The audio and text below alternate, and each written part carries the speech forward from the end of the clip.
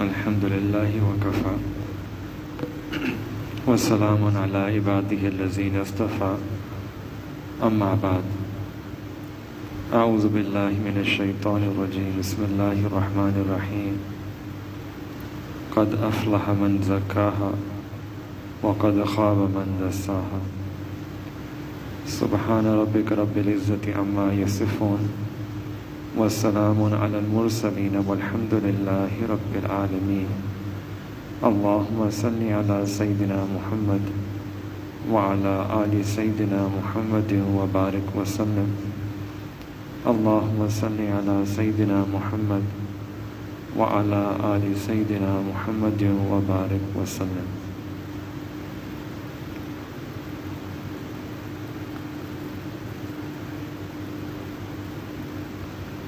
انسان کی چار دشمن ہیں۔ کل ہم نے شیطان کے بارے میں بات کری تھی، آج ایک دوسرا دشمن نفس۔ دونوں کا اگر ہم مقابلہ کریں تو نفس زیادہ خطرناک دشمن ہے۔ یہ نفس ہر انسان کے اندر ہوتا ہے اور یہ خواہشات کا مرکز ہوتا ہے، لیکن ایک بات سمجھنی چاہیے کہ جو نفس ہے یہ ہمیشہ برا نہیں ہوتا۔ اگر نفس کی خواہشات اچھی ہوں تو پھر یہ اچھا بن سکتا ہے۔ مثال کے طور پہ میں تہجد پہ اٹھ کے نماز پڑھوں، میں اللہ تعالیٰ کے گھر کا طواف کروں، تو یہ اچھی خواہشات ہیں۔ لیکن اگر اس نفس کی اصلاح نہ کری جائے تو پھر اس کے اندر بری خواہشات ہوتی ہیں۔ اگر نفس کی اصلاح کر لیں تو انسان فرشتوں سے بھی زیادہ افضل ہو جاتا ہے، اور اگر اس نفس کی اصلاح نہ کرے تو پھر انسان جانوروں سے بھی زیادہ بدتر ہو جاتا ہے۔ شیطان جو ہے وہ بڑا چالاک دشمن ہے۔ نفس جو ہے اس کے مقابلے میں سیدھا سادہ سا دشمن ہے۔ کیا مراد؟ شیطان جو ہوتا ہے وہ پہلے انسان سے ایک گناہ کرواتا ہے، اگر گناہ سے بچ گئے تو دوسرا گناہ کروائے گا، دوسرے سے بچ گئے تو تیسرا گناہ۔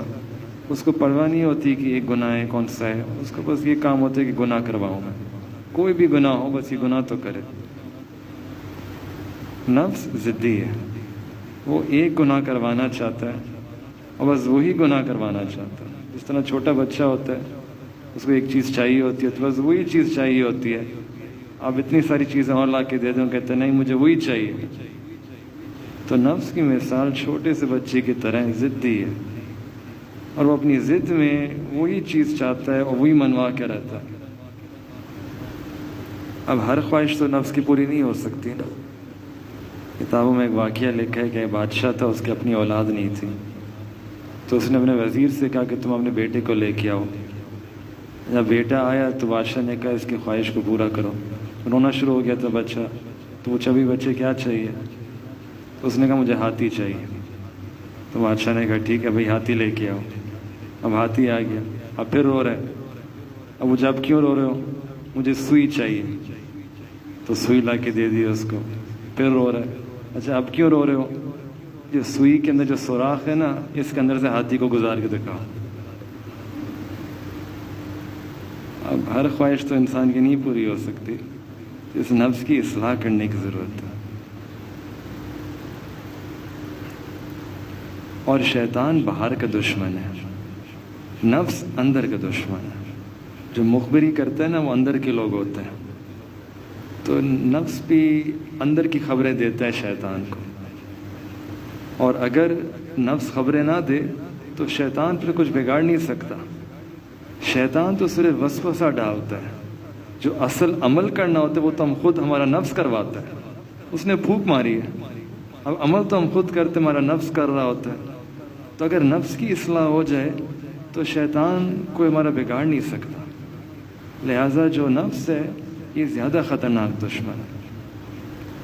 کئی دفعہ لوگ سوال بھی پوچھتے ہیں کہ جب شیطان نے نافرمانی کری تھی، سجدہ نہیں کیا تھا، اس وقت تو کوئی شیطان نہیں تھا۔ شیطان نے جو نافرمانی کری تھی، سجدے سے انکار کیا تھا، اس کا اپنا نفس تھا۔ تو آپ اندازہ لگائیں کہ جس چیز نے شیطان کو شیطان بنایا وہ کتنا پھر برا دشمن ہوگا نفس. اور جو سب سے پہلا گناہ یہاں دنیا کے اندر ہوا، 2 بھائی تھے، سیدنا آدم علیہ السلام کے 2 بیٹے تھے، ایک نے دوسرے کو قتل کر دیا. وہ بھی کیا خواہش کی وجہ سے، وہ بھی نفس کی خواہش تھی. اسی وجہ سے اللہ تعالیٰ قرآن میں فرماتے ہیں کہ جو شیطان ہے یہ ضعیفہ، اس کا جو مکر ہوتا ہے وہ بڑا کمزور ہوتا ہے، اور اس کے مقابلے میں جو نفس ہے ان کید کنہ عظیم، ان کا جو چلاکیاں اور مکر اور ڈسیپشن جو ہوتا ہے وہ عظیم ہے.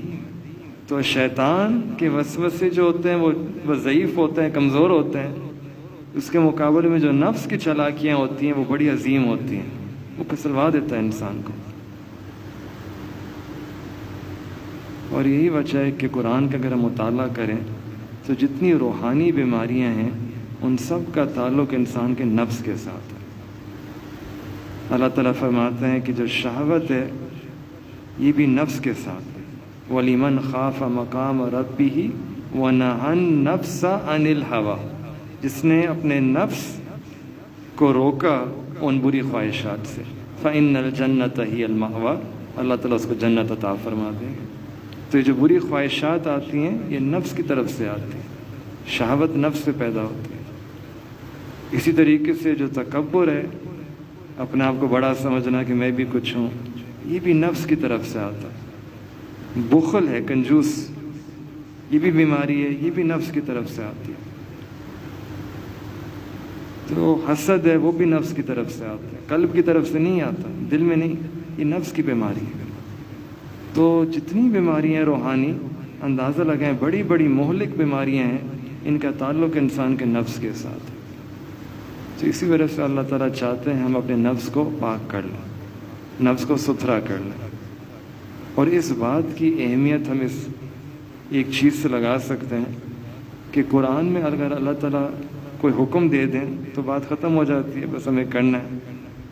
لیکن اگر اللہ تعالیٰ ایک قسم کھا کے بات فرمائیں تو اس بات میں بڑا وزن آ جاتا ہے. بڑے کسی چیز کی قسم کھائیں تو وہ بات بہت بڑی ہوتی ہے، اور اگر ایک قسم کے بجائے 2 قسم کھائیں تو پھر تو کہتے ہیں کہ اس کی یہ تو بہت پکی بات ہو گئی ہے.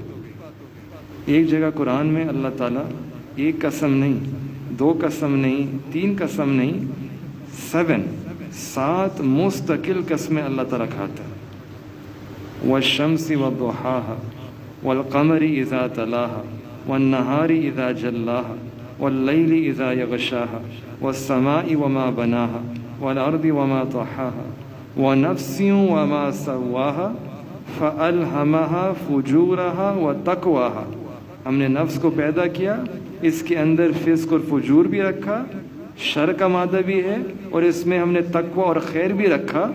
اور 7 قسمیں کھانے کے بعد جو بات اللہ تعالیٰ کرنا چاہتے تھے وہ فرمائی، قد افلح من زکاها وقد خاب من دساها. جس نے اپنے نفس کو پاکیزہ کر لیا، ستھرا کر لیا، اس کا تزکیہ کر لیا تو افلح، وہ فلاح پا گیا. That person is successful. اور جس نے اپنے نفس کا اصلاح نہیں کری اور نفس نے اس کو کاٹ لیا تو وقد خاب من دساها، وہ پھر ناکام ہو جائے گا، نامراد ہو جائے گا.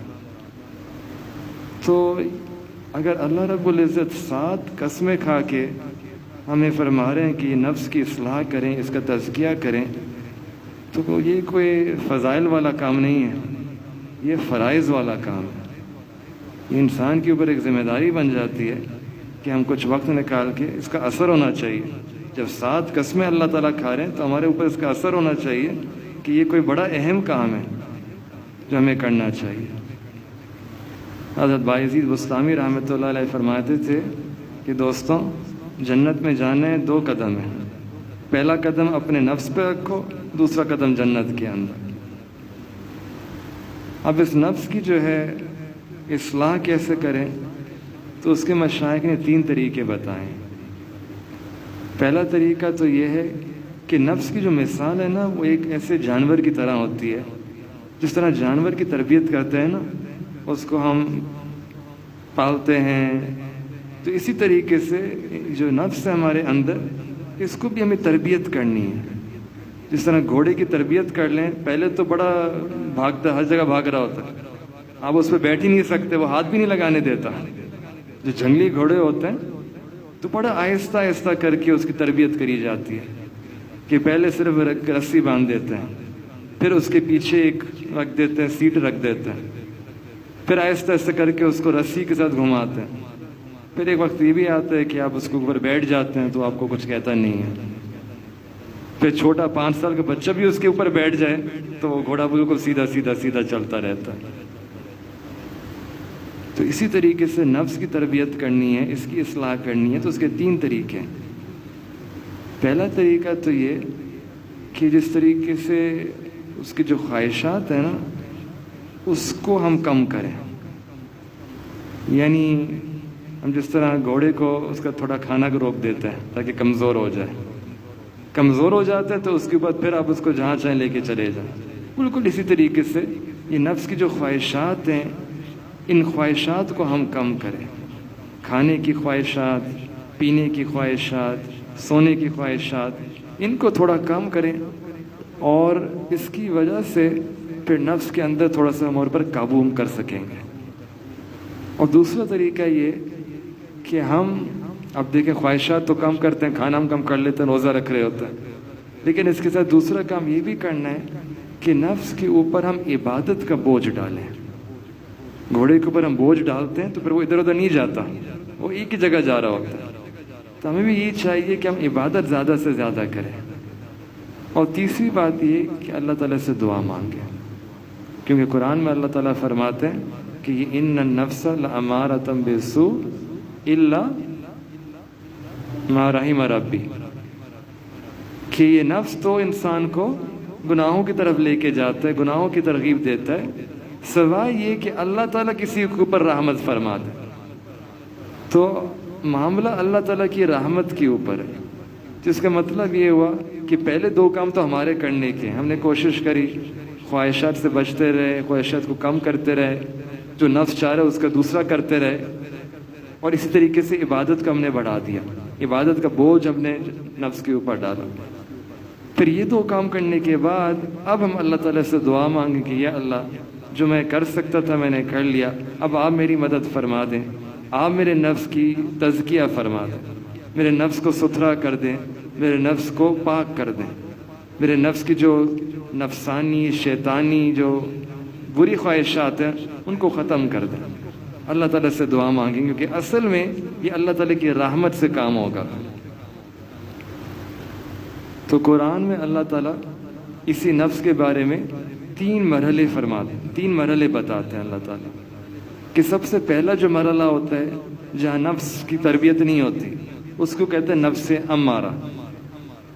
نفس امارہ, یہ لفظ امار سے نکلا ہے کہ یہ ایسا نفس ہوتا ہے, ان النفس لامارۃ بالسوء, یہ نفس انسان پہ قابو کر لیتا ہے اور پھر انسان کو گناہوں کی طرف مجبور کرتا ہے, انسان سے سوء کے برے کام کرواتا ہے.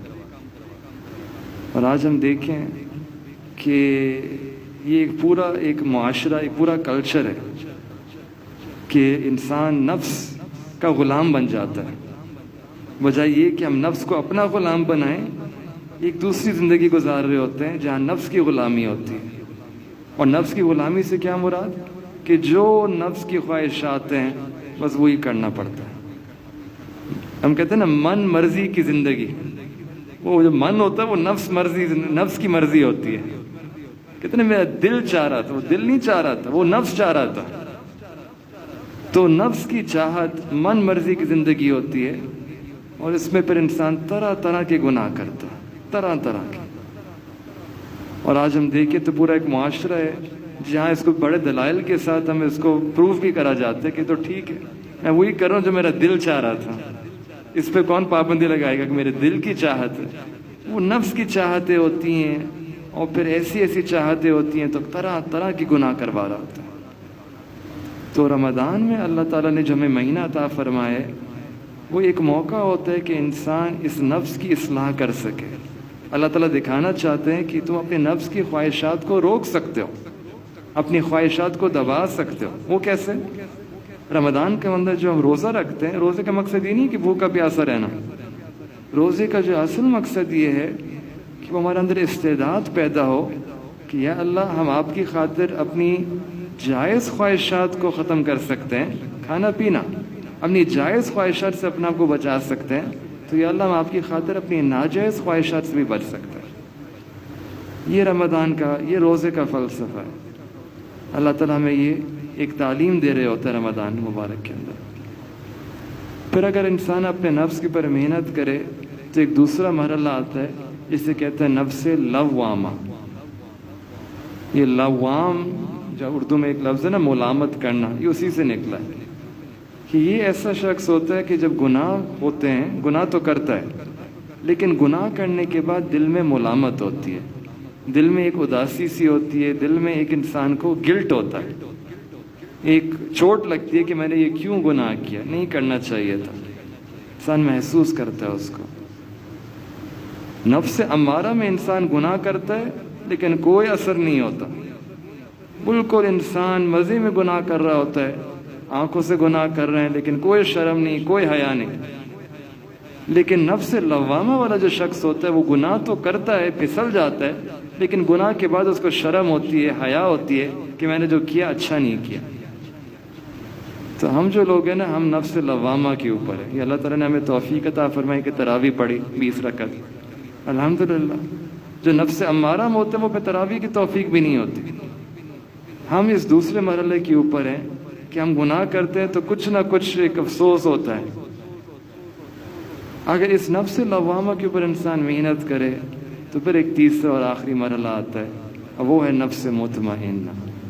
یا ایتھا نفس المطمئنہ ارجعی الی ربک راضیۃ مرضیہ.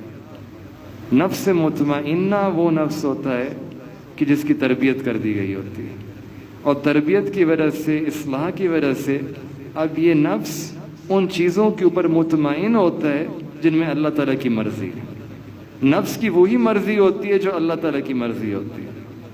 جو دین میں جتنے احکام ہیں، نفس بڑے مزے سے وہ سارے کام کر رہا ہوتا ہے، اس کو خوشی ہوتی ہے، خوشی محسوس ہوتی ہے، مزہ آتا ہے دین کا کام کرنے میں.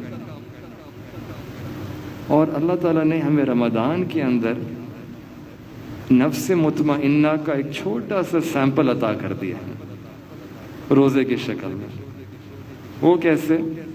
ہم جب روزہ رکھتے ہیں تو ہم کھانے پینے سے بچتے ہیں. اب بھوک بھی لگ رہی ہے، پیاس بھی لگ رہی ہے، چائے تو پی سکتے ہیں، کچھ کھا سکتے ہیں، کسی کو پتہ نہیں چلے گا، لیکن ہم اس بھوک اور پیاس کے اوپر مطمئن ہیں. ہم بالکل مطمئن ہیں کہ یا اللہ آپ نے ہمیں حکم دیا کہ ہمیں کھانا پینا نہیں ہے، ہم آپ کا حکم مانیں گے اور ہم دل سے مانگیں گے. اب دل کے اندر دیکھیں نفس ہوتا ہے، وہ مطمئن ہوتا ہے روزے کے اوپر، بھوک پیاس سب چیزیں برداشت ہے. اب روزے کے اندر ہماری حالت یہی ہوتی ہے کہ یا اللہ ہمیں راضی ہے، ہم خوش ہیں. تو جس طریقے سے یہ جو روزے کا حکم ہے اس کے بارے میں ہم مطمئن ہیں، اللہ تعالیٰ پیغام دینا چاہتے ہیں کہ میرے بندوں اسی طریقے سے میرے سارے حکموں کے بارے میں اپنے نفس کو مطمئن بنا لو. یہ کر سکتے ہیں. تو روزے کے اندر اللہ تعالیٰ ہمیں یہ تعلیم دے رہے ہیں. اور جب انسان اپنے آپ کو مطمئن کر لیتا ہے دین کے اوپر تو پھر اللہ تعالیٰ اس نفس کے اندر اطمینان عطا فرما دیتا ہے. یہ دوسرے معنی نفس مطمئنہ یعنی وہ نفس جس میں اللہ تعالیٰ اطمینان، سکون، چین عطا کر دیتا ہے. اور یہ اتنا زبردست قسم کا چین اور اطمینان ہوتا ہے کہ یہی تو اطمینان ہے جو ہر بندہ اس کے پیچھے بھاگ رہا ہے. چاہے ایمان والے ہوں چاہے ایمان نہیں بھی ہو، ہر بندہ یہی اطمینان چاہتا ہے. اور یہ ایک ایسا اطمینان ہے کہ انسان کو مل جائے تو پھر باہر طوفان ہوگا، دل کے اندر انسان سکون میں رہتا ہے. باہر جو بھی حالت ہو، ایک طوفان آ رہا ہوگا، لہریں آ رہی ہوں گی، ہوائیں چل رہی ہوں گی، لیکن دل میں جب اللہ تعالیٰ اطمینان عطا فرما دیتے ہیں تو پھر انسان سکون میں ہوتا ہے. نبی علیہ الصلوۃ والسلام کی زندگی میں ہم مطالعہ کریں، کتنے واقعات تھے، کتنے مجاہدات تھے، کتنی مشکلات تھیں، کتنی مشقتیں تھیں، لیکن دل کے اندر اطمینان کی کیفیت ہوتی ہے. کیوں؟ کیونکہ نفس مطمئن. تو اس نفس مطمئنہ کو ہم کوشش کریں کہ اس مہینے کے اندر اللہ تعالیٰ سے مانگیں کہ یا اللہ ہمیں ایسا نفس عطا فرما دیں جو ہر آپ کے حکم سے راضی، اور جب ہم اللہ تعالیٰ سے راضی تو اللہ تعالیٰ ہم سے راضی ہو جائیں گے، راضیتاً مردیہ، وہ اللہ سے راضی، اللہ ان سے راضی۔ تو اسی کے لیے نبی علیہ الصلوۃ والسلام نے ہمیں ایک دعا بھی سکھائی، ہمیں مانگنی چاہیے، ہر دن مانگے اور کئی دفعہ مانگے۔ میں پڑھ لیتا ہوں، شاید آپ لوگوں کو یاد بھی ہو۔ رضیت باللہ ربا، کہ یا اللہ میں راضی ہوں کہ آپ میرے رب ہیں، میں خوش ہوں، مجھے بہت خوشی ہے اس بات کی کہ اللہ آپ میرے رب ہیں۔ رضیت باللہ ربا وبالاسلام دینا، اور میں راضی ہوں کہ اسلام میرا دین ہے، جو میرے زندگی گزارنے کا جو طریقہ کار ہے وہ اسلام کا طریقہ ہے۔ میں اس بات پہ اللہ آپ سے راضی ہوں، خوش ہوں۔ اور وہ رضیت باللہ ربا وبالاسلام دینا وبمحمد صلی اللہ علیہ وسلم نبیہ، وبمحمد صلی اللہ علیہ وسلم نبیہ، اور میں راضی ہوں کہ نبی علیہ الصلوۃ والسلام میرے رسول اور میرے نبی ہیں۔ میرے لیے سب سے فخر کی بات یہ ہے، اس پہ خوش ہوں میں۔ تو اس دعا کو اگر ہم پڑھ لیں چند دفعہ ہر دن، اور یہی اپنے آپ کو اللہ تعالیٰ کے سامنے دعا کر کے مانگیں کہ یا اللہ میں آپ سے راضی ہوں۔ اگر ہم اللہ تعالیٰ سے راضی ہوں گے، اللہ تعالیٰ ہم سے راضی ہو جائیں گے۔ کسی نے پوچھا سیدنا علی رضی اللہ تعالیٰ عنہ سے کہ ہمیں کیسے پتہ کہ اللہ تعالیٰ ہم سے راضی ہیں؟ انہوں نے فرمایا اپنے دل میں جھانک کے دیکھو، اگر اللہ تعالیٰ سے آپ راضی ہو تو اللہ تعالیٰ آپ سے راضی ہیں۔ تو اللہ تعالیٰ سے دعا ہے کہ اللہ تعالیٰ ہمیں بھی اپنی رضا والی زندگی نصیب فرمائے۔ اللہ تعالیٰ ہمیں بھی اپنے نفس کی تزکیہ کرنے کی کوشش اور محنت کی توفیق عطا فرمائے، اور اللہ تعالیٰ ہمیں نفس مطمئنہ والی نعمت نصیب فرمائے۔ وآخر دعوانا ان الحمد للہ رب العالمین۔